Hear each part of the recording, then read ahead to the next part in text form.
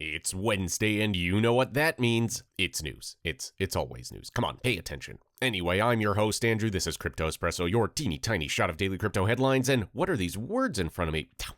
I guess I'll read them. First up, Optimism airdropped its OP governance token to more than 230,000 addresses as part of its eagerly awaited token launch. But it did not go as well as Optimism would have hoped. The first few hours left users unhappy and unable to claim their airdrops as the network tried to cope with the increased load. Optimism promised a full detailed retrospective about the launch since several other airdrops are to follow. The OP token lost more than 65% of its value in light of the problems. Block Inc. published its Bitcoin Knowledge and Perceptions report and came to a few interesting conclusions. Among wealthier folks, Bitcoin enjoys particular appeal as a speculative asset, while lower-income people in countries buy it for the tech. Block also found that more knowledge about Bitcoin equals a higher likelihood to invest in it. Finally, it looked into awareness compared to other cryptocurrencies and found that people in lower-income countries are more optimistic about Bitcoin than in advanced economies. Our boy Elon Musk took to Twitter to counter claims that his ability to read code was not adequate enough to get rid of spam bots on Twitter.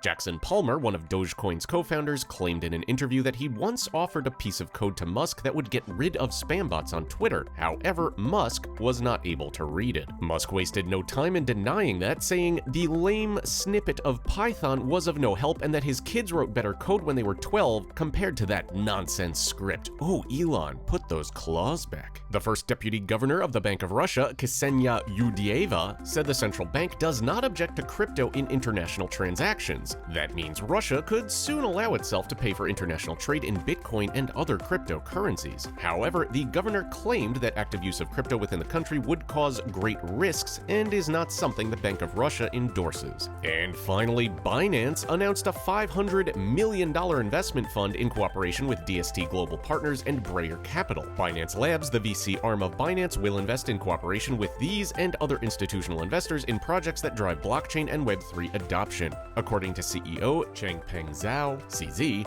investments will take place across all blockchain sectors and the fund will target early stage as well as late stage projects. And if you want to get in early, don't delay. Click that like button, subscribe to our YouTube channel, and hit that little bell icon to get buzzed whenever a new Crypto Espresso video goes live. And Alex, who lives in the description below, is also a late stage investment, but that's only because Alex tends to sleep in. The lucky dog. Ask Alex in the description below for more info on our headlines or crypto in general. Alex is also a great resource for all things Web3 and the metaverse. And with that, I've been your host, Andrew. These have been your headlines, and we'll see ya tomorrow.